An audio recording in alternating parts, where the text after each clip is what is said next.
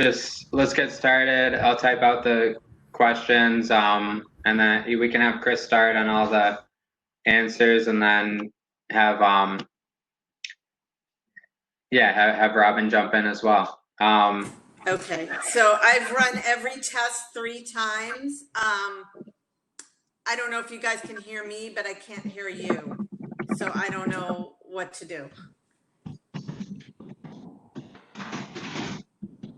For some reason, something's not enabled to allow me to hear any sound.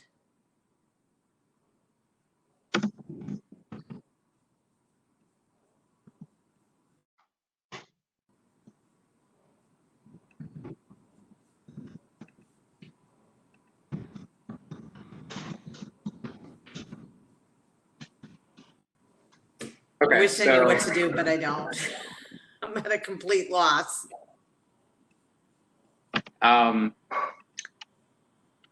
Yeah, so I guess we can just start and kick things off. Sorry about the technical difficulties, everyone. But a startup grind, fireside chat. I'm gonna try to piece everything together and still give both Chris and Robyn the opportunity to chat and yeah, really looking forward to hearing both of their stories on the future of wellness, how they got started in the entrepreneurial ecosystem, and what they're building at both Ompractice and Pretzel Kids. So we do events like these to bring entrepreneurs together, learn from other startup founders, and share their own experiences, and help the community, basically help everyone learn together. So with that, would love to have Chris share an introduction and let everybody know sort of how you got into the startup space and what you're building at Ompractice. Sure. Thanks for having me. I really appreciate it. This is it's always awesome to connect to the folks over in Boston. We're based in Western Massachusetts, so it's nice to just tie the state together. I started Ompractice, really its first version 10 years ago. It's one of those things where I've always kind of felt that virtual yoga, meditation, wellness should exist, and because the internet exists, adding more opportunities to practice and more opportunities to teach just made sense to me. And so the very first version of it was 2009-10. Video tech was not where it is today. So it was pretty brutal and I had to shelve it for a while. And in that time, I worked as a digital director for a large yoga company. And I became a teacher myself, taught all over the country. I taught for events in the previous administration in the White House for a number of years, and really got to kind of see the yoga and wellness space from every major angle. So as a practitioner, as a teacher, but also on the corporate side, and could see that there was a lot of gaps where people who deserved access to things that work weren't getting it. And so Ompractice got restarted with myself and my co-founder, Sam Takev. She and I kind of gave it a relaunch in August of 2017. And it kind of just took off among her students and teachers pretty rapidly. And I think, again, it addressed a problem where it was just an inventory issue to a certain degree, where people want to practice more yoga or meditation or whatever modality it is that speaks to you. But whether it's geography, economics, your calendar, or your comfort level can get in the way. So we try to remove barriers where barriers exist and create really disproportionate access to something, again, that we know works. And the question really is what worked for you. And we try and give you as many opportunities for that as humanly possible. So yeah, so we started it up in about 2 years ago, raised some funding over the last 2 years. I think total we raised about 1.4 million to date. And that's enabled us to really create some large partnerships and devote time and money, or time and resources, to people getting an experience that can lead to a life-changing practice. Okay. And then, Robyn, if you see this message come up. love to have you share the intro as well. And see if this works.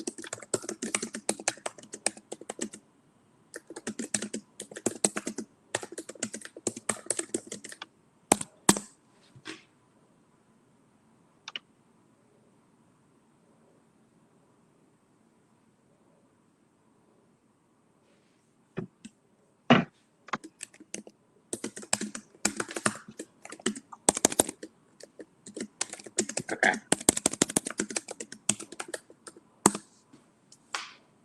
Yeah, I think you guys can hear me, but I can't hear you. Maybe that's okay. So not really sure what to do. All sound, just to let you guys know, every sound, everything is clicked on my computer. My speakers are on, my audio is on, my sound's on, my volume's up. It's somehow, some way, I can't hear anybody in this meeting. Try joining from a phone. Okay, this is going to get way too complicated for me. So I would have to sign off of this and sign on to my phone. I can try that. But in the meantime, I'm not really sure where we were because I can't hear anything. So.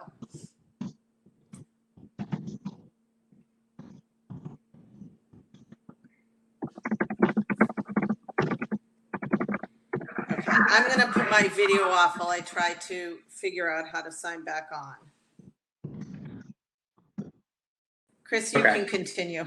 Yeah, in the meantime, sure. So, yeah, I guess breaking, yeah, so when you're starting out in your, in your industry and, you know, getting into this wellness field, like, was this something, or basically, was this always an area you were passionate about, or was there something, you know, that led you specifically into the space? Yeah, I think looking back is where I realized there's a through line.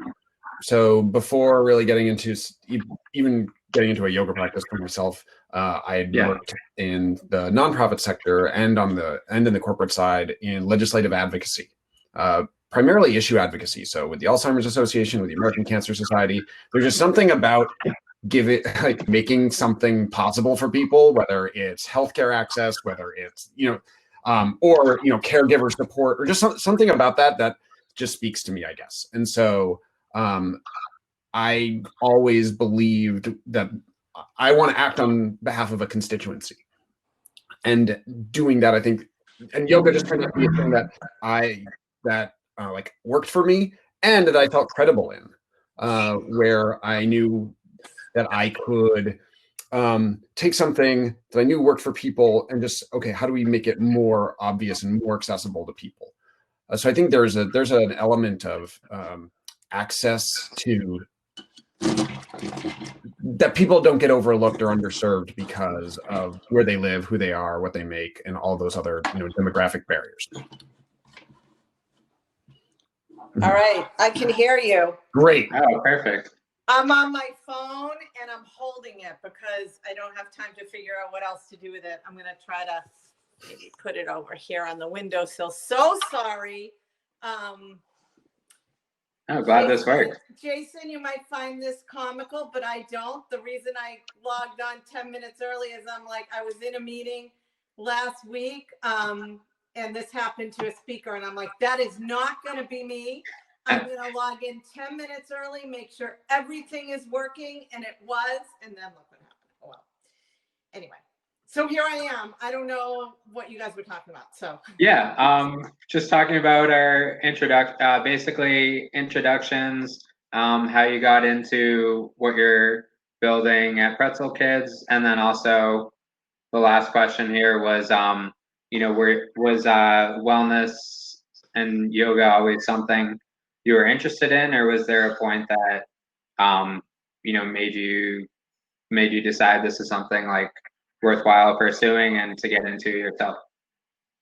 Yeah, so I have been involved in yoga for 20 years, maybe more than 20 years, a long time. Since the late 90s, I was practicing yoga then, became a yoga teacher in 2002, I think, and then opened a yoga studio. It was in Sharon, Massachusetts in 2004. And I ran that until 2016.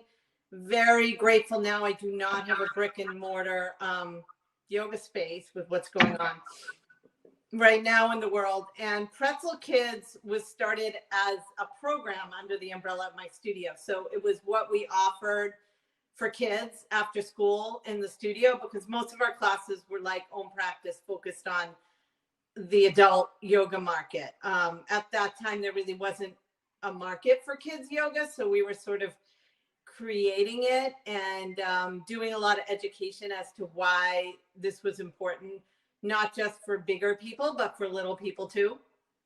So that's kind of how Pretzel Kids started as a program. And I created the name and then built it out as a teacher training because demand started to grow. So I wanted to be able to train more instructors to be able to teach this, because I couldn't teach all these classes myself.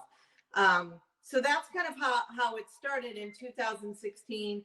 I made the decision to sell the yoga studio because I felt that there was much more demand and a void when it came to the youth yoga market. In other words, there were a lot of people already doing it well for adult yoga and adult yoga training, but not so much for kids. So that's why I decided to spin Pretzel Kids off as its own company.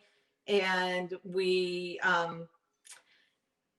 unveiled our virtual platform for training in 2017. So our teacher training was online since 2017, and then started growing it from there. Right before COVID, we launched our new web platform, which is really a three-way platform. It's a place for parents to find classes, a place for those who wish to teach to train via our digital platform, and a place for schools and studios to hire a teacher.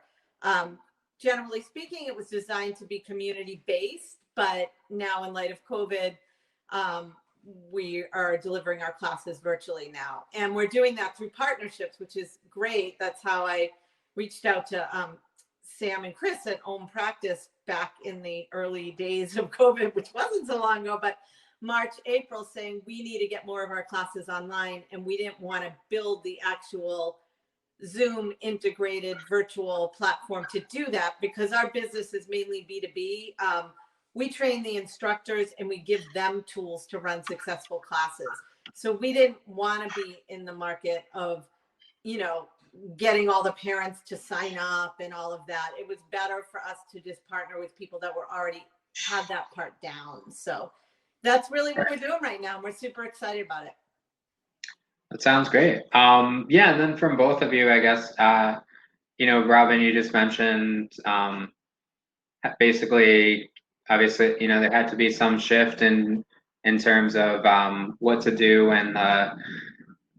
in the virtual space here through the COVID and the pandemic. I guess, what have you guys seen in terms of basically interest, ways the customers are looking to get involved, and sort of the shift to, doing yoga at home or doing more wellness features through a platform instead of in person? Yeah, basically, how has that affected your model and strategy in the short term? Yeah, I guess, Chris, if you want to unmute and start here.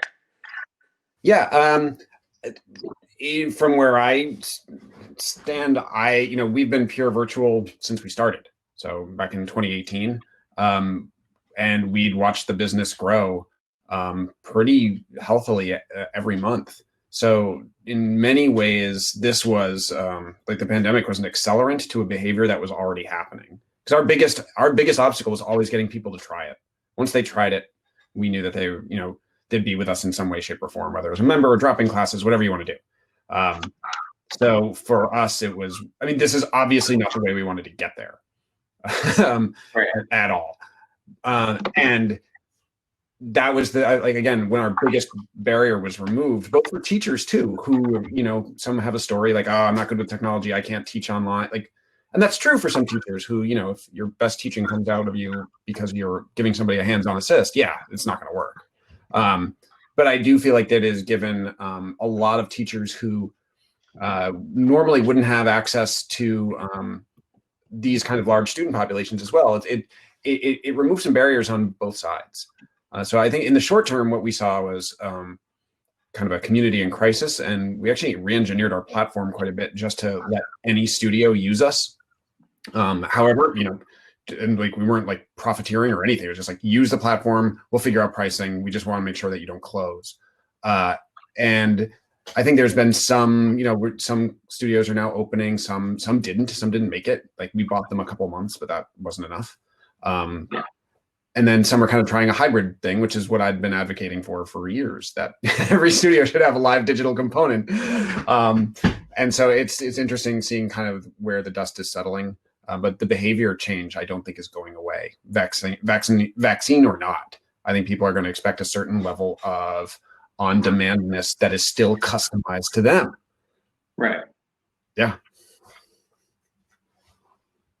Robyn, what do you think? Yeah, I agree. So we were offering our training to adults who wanted to take our training online, and we've been doing that since 2017. We also have live weekend trainings up until, ironically, in January of this year, we made a decision that we're just doing the virtual training platform because we have so many teachers in other states that want to do our training.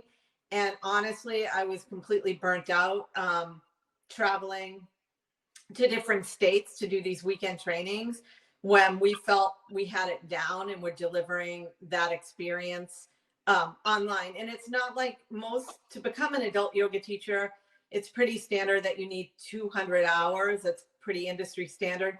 But for our training, you don't have to be an adult yoga teacher because the skill set to teach kids is so vastly different than adults. So we spent years creating a teaching method and curriculum that works. So a lot of our teachers are school teachers. They're moms. They all love yoga, but it doesn't matter whether you can teach people the right anatomical way to get in and out of downward dog if you're a 6-year-old. So we can do that online, and we can do that online in 12 hours, which is pretty amazing. So once people kind of got used to that, all of our teachers, we used to training that way. It was pretty easy to then train them and get them up to speed on teaching kids virtually as well. So it is a different skill set. The kids are used to being together, and that's really was a hard shift for a lot of my teachers. Like, what if we can't do partner poses? We can't play games. So there's a we do that we do online. So I had to really go back to the drawing board over the summer, spent a lot of time creating virtual lesson plans and virtual curriculum and then teaching it to our instructors. So we have a membership, and as part of the membership, I do these Zoom trainings with them where we're really focusing on, helping them scale up their businesses to adapt to teaching today, which is virtual or in some cases socially distant classes, which a lot of the curriculum works for either one of those because you're not doing group activities in either of those settings. But we've been able to give our teachers, now that we get them trained and they're really prepared to do this, more than a lot of other kids yoga teachers out there that have sort of just thrown in the towel and said, no, this is too hard. So we're trying to make it much easier for them because so many families need what we offer right now. The kids are stressed. We haven't even hit the iceberg when it comes to, the anxiety and the stress that is happening now and going to continue with kids. So we can really help both kids and parents. And if we need to deliver it virtually, we can do that, and we can get them to step off their screens. So we're doing a lot of activities with these kids that are doing remote school and hybrid school, and they're on their computers all day. A lot of curriculum to get them to step away from their screen so we can be a guide on the screen, but they don't have to be at their screen. So half the time we'll even, disable the chat for the kids and things like that because they will be there with the emojis and sticking funny hats on their heads and things like that. So we try to get them to step away, close their eyes, lay down on their mat. It's definitely been different, but I do think it's here to stay. We've developed relationships with kids and families all over the country that I think are going to continue with us even after, things get back to normal, because they like our teachers and like our classes. So, I think we'll have both. And sort of going off of, and yeah, I guess Robyn, you can start on this too. Going off of what you were just mentioning, in terms of this being a stressful situation for both the students and just the general population right now. I guess how have you seen more? Have you seen more people turn to turn to yoga and other methods, and like what are basically overall on the wellness industry, like what are the hot trending areas right now that you see people using to sort of take a step back and de-stress from everything else going on? Yeah, I mean, I would say yoga, mindfulness, meditation, all three, which are kind of one and the same, depending on how you look at it. But what was really interesting for me to see is that in the early stages, we had also had contracts with schools for after school programming. And since COVID, they've canceled, we don't have any of those contracts right now because they've all been canceled. But just now I had 2 schools call me this last week, and we're starting them up like right after the new year, where they're like, these kids are so stressed and we know we can't bring you into our school. And some of these kids are in real, in-person school. I don't know how long that'll last, but that's the way it is now at this moment. But regardless, they're going right home because these schools can't bring in these extracurricular programming because it's mixing too many people. So the kids are very stressed because all they're doing, whether they're doing it remotely or in person, is academics. That's it. And then they're going home and they don't have that ability to move and get their physical exercise in, which yoga offers, as well as like ways to de-stress, ways to just breathe and, help them feel better in their own skin. So these 2 schools called us and they're like, we want you to implement a virtual program an after school program for our kids. So come January, we'll be doing that. These are 2 schools that we work with in person that are like, we're just going to send the kids home and then have them log on with you guys to, do what you can, because the kids are just, they're not getting enough movement in. They don't have any healthy ways to relieve the stress. And then the parents are, going bonkers too. So I think it's a way to help the whole family and buy the parents a little bit more time because they have to work. They're working from home and they're like, their kids are home at 2:30 and then what? Right. So. Yeah, and Chris, would love to hear your thoughts on that as well. I mean, I think Robyn kind of nails it where there is, you can kind of go one of 2 ways right now. And you can go focus on individual wellness and just try and keep optimizing for yourself. And that appeals to a certain sector, I think, of our society. Or you can kind of go which way sort of Robyn is going, and at Ompractice we're going as well, which is let's focus more on collective wellness. Like individual wellness market, people got options, but where we're going to make an impact is going to be in collective wellness. And that, as a result, you need to go through trusted channels for people, their school, right? Maybe their hospital system, their doctor. We do a lot of work with the VA now. So the Department of Veterans Affairs, and we're now accessible to over 700,000 veterans on the Eastern Seaboard, and sort of developing that out, kind of moving across the country.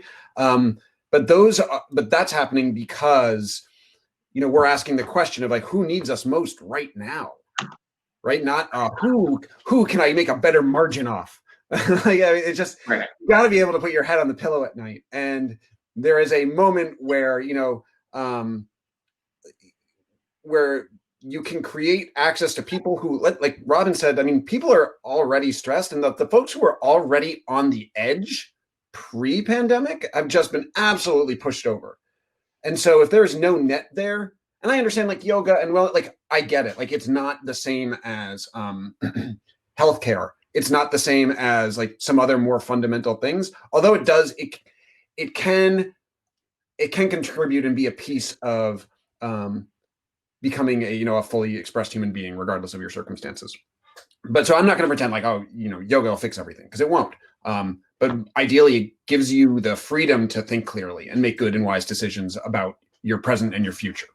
But I think where it's going is let me put it this way: where I'm trying to push it is collective, is really making an impact on collective wellness and getting out of the trap that is, let's just keep optimizing our personal individual wellness, and somehow like us all individually will make something real happen. Like, I don't buy that. No, that's definitely an interesting way to look at it. And, I think it's really powerful. So like, I guess, yeah. And I mean, a lot of our at Startup Grind are all, entrepreneurs and founders as well, trying to figure out how they navigate like finding, I guess, problems and customer groups they can serve. So I guess we're like finding what it is have those groups you want to target for collective wellness, and finding out which areas have your. Yeah, sure. Some of it is, again, asking just a very obvious question, which is who needs us most right now, and not being uncomfortable with the answer. And if we don't have credibility in that community, because then we go out and we try and partner with those who are, and we don't try to upstage that. So like, for example, with the VA, like we already had a bunch of veterans as students. We already had a number of veterans as teachers. I'd done some work with veterans organizations around health wellness, particularly around yoga. So like that was not as big a difference, but the same sort of principle applies, where it's okay, not only who needs us, but like, do we have a trusted channel that we can contribute to? And so the VA was an easy one for us, because like, okay, let's we can make an impact in the veterans community. That's going to be a trusted channel, because that's sort of associated with their healthcare. There's already an expectation and a relationship there that we're not trying to replace. We're trying to just, again, make more powerful than it is. Right. Yeah. Great. And then Robyn too. So, obviously, yeah, you found your market and your need as, in the children's space. Obviously, like there's a layer, you're selling to the parents and the teachers of those students as well. So I guess what strategies did you develop to figure out like how you can get, or sort of how you can get a level above that and reach the right people to connect with? Yeah, so we were mainly really targeted the teachers and helping them create viable classes and income streams in their communities. So, for example, if a teacher from Memphis took our training, then as part of our membership, we would give her the marketing tools, the tech tools to get class enrollments, job opportunities. If we had a contract in that city, we'd hire our own teacher, that type of thing. So our membership has a lot of resources for our teachers, and teaching and lesson plans, ongoing trainings, all of that. So that was our pre-COVID, pretty much our business plan, and it was working out really well. And then COVID hit, and teachers were like, well, I don't know if I should do this training now because I don't have any place to teach. So we had to sort of address that, knowing that demand was super high for what we do because of all the stress and the kids that are home and they're not moving and all of that. And how do we do that in this environment? So we did that by seeking out partners that had digital platforms that we could access to get our classes out to the maximum amount of kids and families. People like Ompractice. We also have a partnership with a company called OutSchool that is not a yoga specific company. They're a kids activity video chat company. So they've got everything from robotics to yoga to art to music and pretty much everything in between. So we were one of their first partner organizations back in March. So this is a way that I can onboard our teachers into offering kind of specialty programming for kids. Like we have yoga and art, we have yoga and music right now, we have fairy tale, adventure time, all kinds of really cool things that I'm able to kind of pull our teachers in to deliver to these families that are OutSchool families. So we've got, you know, kind of servicing the Ompractice families and the OutSchool families with different types of content, but yet it's still helping the kids de-stress and move and be creative at this time. So partnerships has been really key for us right now. And the other thing we've done is we had to make it easier for parents to find our classes, because they were using our class locator to like find a class in Memphis, right? So now there's barely any location-based classes. So we added an online functionality, and that was great, except parents still had to weed through it all. And I'm like, this isn't great. So we just launched last week, actually, our virtual class page. So it makes it look like we're a studio, but we're not. So this is going to be great for both us, families, our teachers, and our partners. So for example, our Tuesday, Wednesday, Thursday classes that we offer after school via Ompractice will live on our virtual calendar. So when parents go on to Pretzel Kids to find a class, they'll go onto our, right now, our virtual live stream page, and they'll see those tagged drop-in classes, which are really the only ones we have ongoing with Ompractice. And they can just click right there and it'll take them to Ompractice to sign up. So this is just a way where we're making our classes more visible and easy to access for parents. And then our teachers, it gives them a way to share what they're doing with families in their community too. Like if they're running a class on our schedule, they can either send them the link and easily access it. Believe it or not, our teachers, as you could see from my little debacle at the beginning, they think I am a tech guru. So that just shows you they need a lot of hand holding. And so that's, so we've been helping them with that and getting our classes out there in a super visible way. So parents are busy and they don't have time to weed through, oh, well, let me go to this locator and let me deal with that. They just want to see, what do they have on Tuesday? Great. There's 3 options. Only one of them is a drop-in. That's my option. You know, so this is what we're doing right now. And eventually we'll get back to having both, and the location base will grow again. But this is, I think the partnerships are key, and just really making things easy for parents, so that they can find what they're looking for their kids. And then, yeah, starting with, I guess, yeah, we can start with Chris here.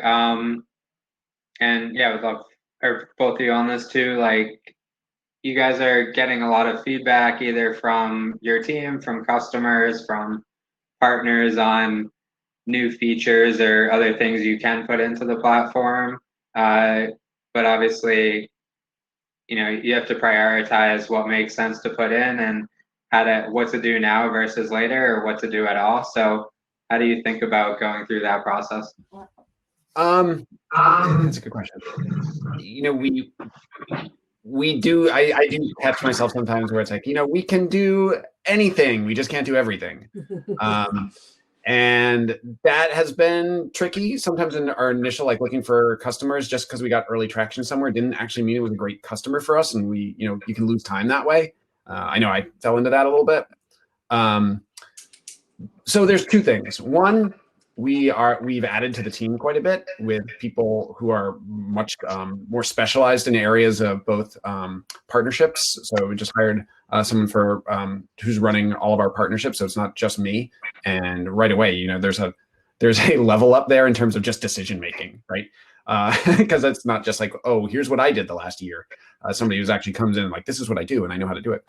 Similarly, we've hired a lead engineer she's also run product teams. So having somebody who understands both the engineering and the product side so intimately allows us to make better decisions, particularly when it comes to feature requests, upgrades, all that. But one of the things I really pride ourselves on is trying to start from a place of getting to yes. Like, does the feature make sense? Does it make sense for a very specific use case? And that's fine too. Just because it's niche doesn't mean it's not important. And also realizing that, like working with organizations like Pretzel Kids or other studios or other teachers, they ask for things and we say, I wonder, like, does that make sense for us too? So it gives us a chance to experiment with somebody versus, assuming all of the risk. And at the same time, when everyone gets to win if it works. So I think we're trying to figure out a matrix of product upgrades and all of that, because there's a lot we want to do, and there's a lot that's coming. I mean, AR and VR are coming. They are coming for the wellness industry, the fitness industry, the healthcare industry. It's already, like that stuff. Like, there is going to be a level of expectation of intimacy with your teachers and students where you can all be alone together, and to also then have access to, like, I've said this a million times, where you put on your headset or whatever and you drop into your yoga class and you like your best friend is on your right and you look and you wave, and like LeBron James is on your left, and like that's going to be an opportunity for people like LeBron who wants to create new levels of like interactivity but still have agency over how that looks like in their own personal freedom and privacy, but also that's just going to open these floodgates of really interesting one-on-one and customized experience with people that is just not available yet. But it's coming. I mean, it's coming. Yeah, Robyn, would love to hear your take on this too.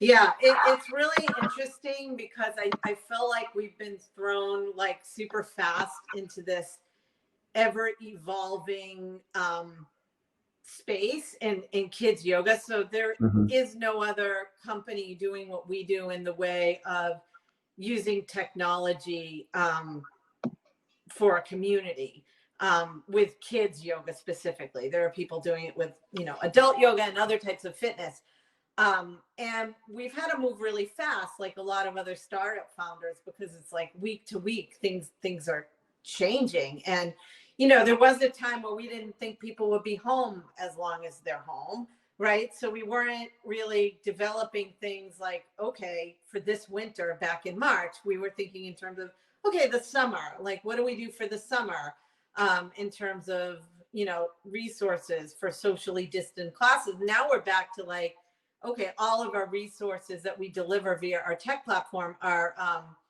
virtual. Right. And so we had to do something for community building.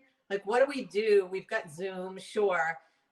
We decided to go with a whole new community building space where our teachers could find resources really quickly. So we had to evaluate different options for that fast. I hired a new web developer engineer. So we've been kind of iterating on new features, which is why we rolled out this new virtual page that was based on demand. Parents are like, where can I find it fast? Your locator is too cumbersome. Teachers were like, we don't even have time to add our classes onto our own profile, our online classes. Can you do it for me? I'm like, really? So we had to figure out a way to help them, you market themselves and get this out there faster. So that was one thing.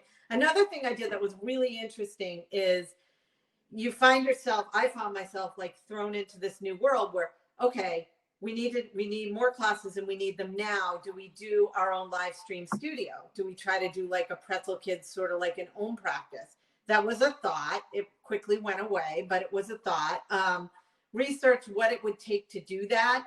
And then we also researched what it would take to deliver video on demand, like a subscription service where parents could just get a pre-recorded video. And we almost went down that road too, but then we pulled back on that after a lot of research, because it's not our long-term strategy. And it just seemed like it was way too much work to have to pivot really quickly into that space when we could instead partner with others that already do it and do it well, for us to be able to deliver our excellent classes. So that's what we decided. But I felt like I had to go like this to get to that space with my UX designer and my web developer and me. And we had calls with platform providers and looked into video editing. I mean, all of this just to land where we are now. And that's like, no.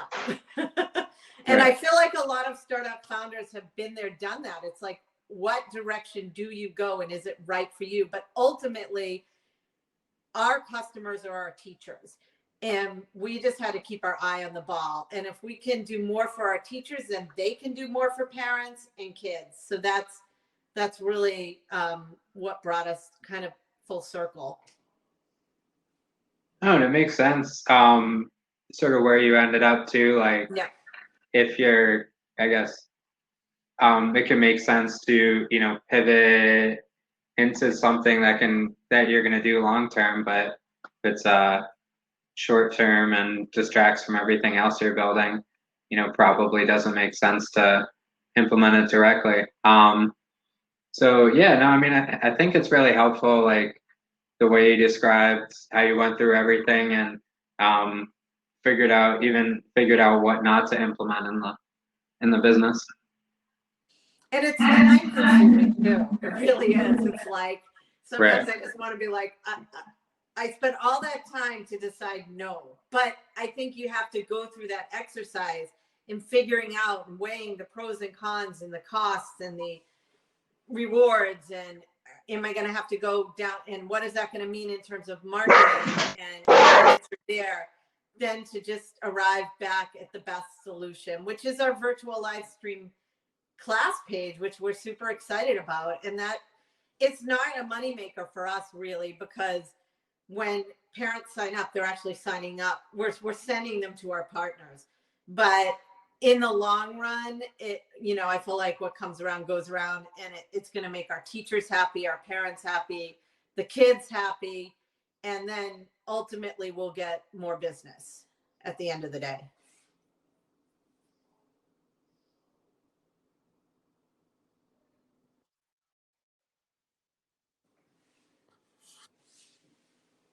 Way. Never failed. There we go. Okay.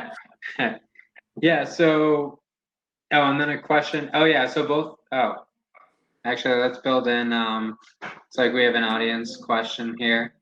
Yeah. So AR and VR are already here for physical therapy. This is coming from one of our startup founders, that has experience in the device space. Basically,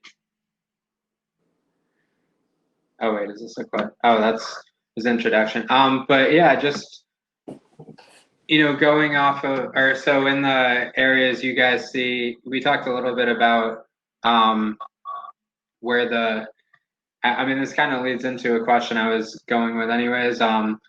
Yeah, basically the other areas you see tapping, like, as you guys look to expand your businesses, I guess is the goal for you to stay focused on your segment and expand and grow there, or are you looking, at other ways of either expanding, or I guess what does growth look like? Expanding your customer base or expanding the technologies and offerings you guys provide to different customers? You want to? I can jump. Or Go ahead. For us, I think our market is huge right now, and it's untapped, pretty much with kids yoga, and the number of kids that we know we can reach if we keep going, at this pace, and then can ramp back up once the world is open up and we can get our teachers all the resources so they can be in the schools, in the after school programs, in the preschools. in addition to our online offerings. So we're not really looking to expand Pretzel Kids beyond what its ages. We're ages 3 to early teens is our Right.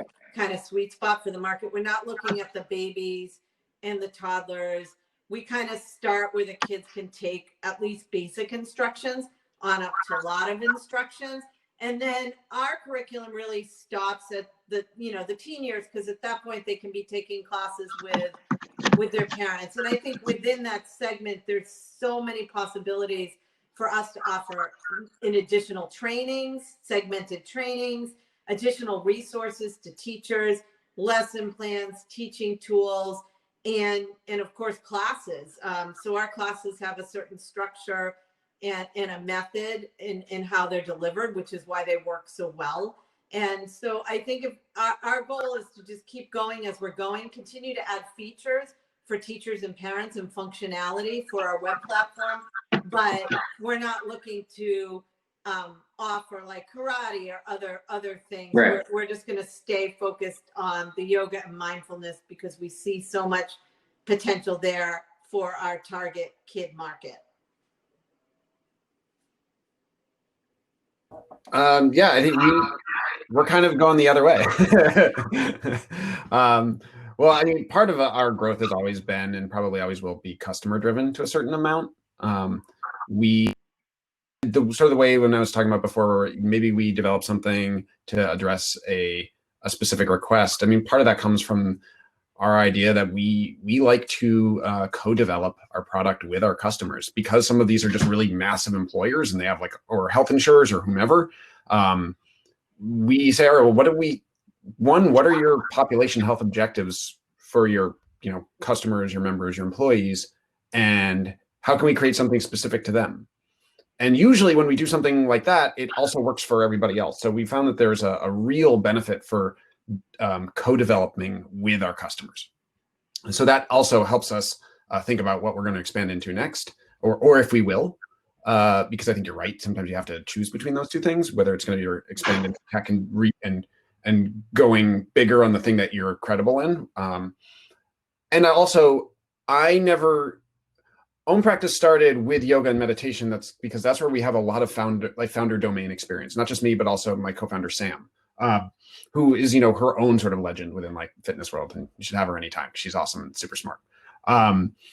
And I think there is an element of yoga, and meditation and some other modalities. That's where we started, but that's not where we intended to end. I mean, again, we want to see a world of fully expressed human beings. And for some people, it's not going to be yoga or meditation. It'll be some kind of other practice. I mean, ideally, it's got an evidence base behind it, but I'm game for whatever gets you to the best version of you. And I'm not going to sit around and make you wrong because it's not 90 minutes of power yoga or Tai Chi or whatever it is. Yeah. So I think there's that aspect of it. But yeah, I think we've got some new expansions that are coming in the next year that I think are going to be very powerful for us. Great. Yeah, and then before we jump into the last questions here, basically, all the attendees and everybody that watches us on our YouTube channel later, what are the best ways to follow along with your companies and learn more about what you guys are doing? Go ahead, Robyn. You guys hearing that? Okay, good. So I'm not the only one that either can or can't hear. Okay. So you can find us at Pretzel Kids, which is exactly how it's spelled. Pretzel, like the snack food, and then KIDS, not a Z, for kids. So pretzelkids.com. We're also on Instagram, Pretzel Kids Yoga. We're on Facebook, Pretzel Kids, LinkedIn, Pretzel Kids, Pinterest, Pretzel Kids Yoga. So we're all over the socials, but you can just go right to our website and find everything right there. And please check out our virtual page, and you can see our classes that we run on Ompractice on Tuesday, Wednesday, Thursday. I only teach one class a week, by the way, and it's on Ompractice. because I love that platform. So that's a shout out to Chris and Sam. But it's actually wonderful for me to teach that class. I've got a group that's kind of been with me since I've started, and I pulled in some new Pretzel Kids families. But yeah, check that out, our virtual page, and come sign your kiddos up for a class with us. They'll have a lot of fun. And I have a suggestion for you, Chris. I would love a bar class, because I'm starting to get into that on my Peloton app. And if that there is was coming. a bar class on Ompractice, because I take Ompractice yoga classes too. I also teach adult yoga, but I would take that class. So I'm glad to hear you say that. I'm glad I've got actual proof of that to bolster my argument. Woo-hoo! So, great, thank you. I appreciate that. All right. Oh yeah, for us, yeah. I mean, we're pretty much Ompractice everywhere. OMPRACTICE. I'm not even going to say you need to take a class on Ompractice. What I would love is if you start looking for something that you think can serve you and others, ideally. So again, my guess is eventually you'll come into sort of the Ompractice orbit anyway, as a result. But so what I would ask you to do actually, particularly around sort of this need for a better sense of collective wellness, is to look at companies that I admire, that I'm trying to be more like. One teacher in particular, sort of a founder and entrepreneur, her name is Nicole Cardoza. I would highly recommend paying attention to what she is doing, particularly around Reclamation Ventures, which is putting money directly in the pockets of underrepresented wellness entrepreneurs who are trying to build things for communities that have been overlooked, and keeping them sort of in the game too. Because the pandemic aside, even the yoga wellness world is not one where a lot of the important people make a lot of money. Not yet. We're working to change that. But I would ask you to kind of look at those companies and funds that are trying to ensure nobody is left behind and in fact properly represented, and either donate, pay attention, sign up, follow, do all that stuff, because that Ompractice wins if that happens. So that's cool for me, and I'd rather see that happen. Great. No, that's great. Yeah, and then I just want to wrap up with the last question here. Thinking back on your startup journey so far, is there any one thing you wish somebody had told you earlier on that, that you want to share with some of the earlier stage founders to, focus on and implement in their business? Yeah, I would say don't give up on your vision. It's been a long road for me and for Pretzel Kids. So this started as a program, just sort of a small idea 15 years ago. So now we kind of say we're in the startup world now because we launched the platform and spun off the company and all that in 2017. But this is something that I've wanted to do for a very long time. If I could have known back then that we'd be where we are right now, I wouldn't have believed it, because the technology wasn't there, the market wasn't there. So even if you're sort of ahead of the curve in your particular market and you're like, this is going to be a big industry and a big market. And I knew then, because of my own kids and the small groups of kids that I was working with. I started Pretzel Kids when my own kids were 3 and 6 years old. They're now 21 and 20. They're big boys now and 24 years old. But they've carried with them all these tools of mindfulness and movement and yoga through their lives. So even when they were young, I knew this was my passion. It was my vision. And I didn't give up on it. And, I hit a lot of roadblocks along the way. And people that told me, no, are you kidding? Yoga for kids, it's never going to be a big thing. Keep it with your little program. You're doing just fine, and sharing masks. And I was, but I knew that what we were doing there could be expanded nationally and internationally. So I would just say, just don't give up, keep plugging away, but know that it doesn't happen overnight. It takes a lot of work. If you really have a passion and a vision, just keep going and stick with it. That's what I would say. Great advice. Yeah, I'll keep mine brief. I would say one, money will not solve your problems. It will solve some of them, but it will amplify all of the other ones that are baked in and you don't know about yet. So, and I've lived that where I thought like, oh, just raise money and it'll all be solved, and it can make a lot of things a lot worse. Customers will solve all of your problems for the most part. So, you know, in terms of where to focus. And then the only other thing I would add, I mean, obviously Robyn's right, like having a uniquely weird passion for the thing is what's going to keep you moving through a bunch of roadblocks nobody else wants to deal with. But I think taking care of yourself is a really important thing. And I wish I'd done that earlier. And remembered it's okay that there you have competition. And if they do well, that's not going to be a problem for you. It's more proof that what you're doing matters to people. So like competition can be okay. And if they have a win, it's probably a win for you. So, you know, there's that part too. Perfect. Yeah, thank you guys. You guys are great. You know, all of our audience learned a lot from this discussions, and yeah, I'll be sharing out the recording and YouTube video, and yeah, anybody else that's has follow-on questions or is interested in connecting further, yeah, happy to pass that along as well. So yeah, thanks again for amazing discussion here. Jason, thank you to everybody out here, and appreciate you all. Thank you so much. Really, really love this. Yeah, appreciate it. Thank you. Bye. Thanks. Yeah, and everyone will hear from me at on our. I'll do a follow-up Startup Grind newsletter. So yeah, thanks again for joining. Thank you.